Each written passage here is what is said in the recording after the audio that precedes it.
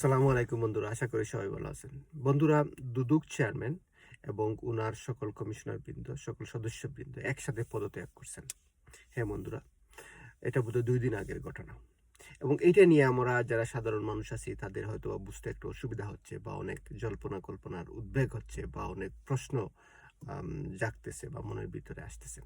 আমারও আসছে। সেই জন্য আমি একটু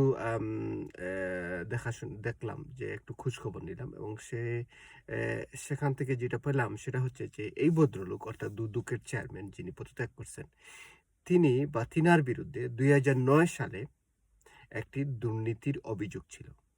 এবং সেই দুর্নীতির অভিযোগে ২০০৯ সালের যে দুর্নীতি দমন কমিশন ছিল, সেই কমিশন কর্তৃক উনার বিরুদ্ধে একটি ইনভেস্টিগেশন করা হয়েছিল।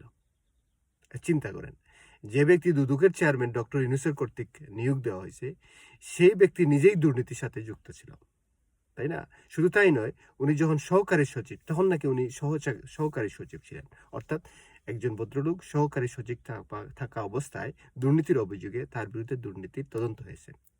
শুধু তাই নয়, উনি যখন বিমানের এমডি ছিলেন তখনও দুর্নীতির অভিযোগ ছিল। উনি যখন বিমানের সিও ছিলেন তখনও নাকি ওনার বিরুদ্ধে দুর্নীতির অভিযোগ ছিল।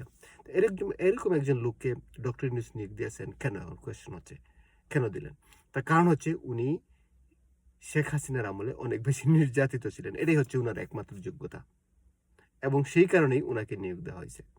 এবং ওনাকে নিয়োগ দেওয়ার ফলে আপনারা দেখেন, উনি মোটামুটি যাচ্ছে তাই চেষ্টা করে গেছে শেখ হাসিনার বোন রেহানা, শেখ জয় বা ফুতুত, বা ইভেন শেখ রেহানার মেয়ে সেই টিউলিপ সিদ্দিকী, যিনি কিনা ব্রিটিশ বর্ন এবং ব্রিটিশ এমপি, তার বিরুদ্ধে বিভিন্ন রকমের কমপ্লেন উনি জোগাড় করছেন বা বানাইতে পারছেন। শুধু তাই নয়, উনি ১০ কাঠার প্লটের দুর্নীতি হয়েছে বলে শেখ হাসিনা শেখ রেহানার নামে কমপ্লেন করছেন। ঠিক আছে, ফেয়ার এনাফ, বুঝলাম। কিন্তু টিউলিপের নামে তো কোনো কাঠা নেই, কোনো প্লট নেই বাংলাদেশে। তাহলে উনার নামে কিভাবে কমপ্লেন হলো, কিভাবে দুর্নীতির অভিযোগ হলো? উনি নাকি এমপি থাকা অবস্থায় তার খালার মাধ্যমে প্রভাব খাটিয়ে খাটিয়ে ১০ কাঠার প্লট ওনার মাকে এবং বোনকে দেখাইছেন।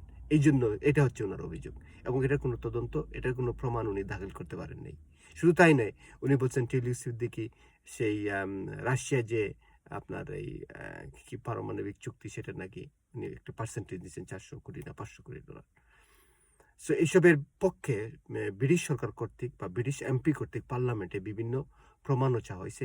এই দুর্নীতি দমন কমিশন চেয়ারম্যান কোনো রকমের প্রমাণও দাখিল করতে পারেন। সুতরাং বুঝতে পারছেন, ওনার একমাত্র যোগ্যতাই হচ্ছে উনি শেখ হাসিনার ফ্যামিলির বিরুদ্ধে অনেক বেশি অ্যাগ্রেসিভ ছিলেন। এটাই হচ্ছে ওনার যোগ্যতা। আর সেই জন্যই ডক্টর ইউনূস ওনাকে নিয়োগ দিয়েছিলেন।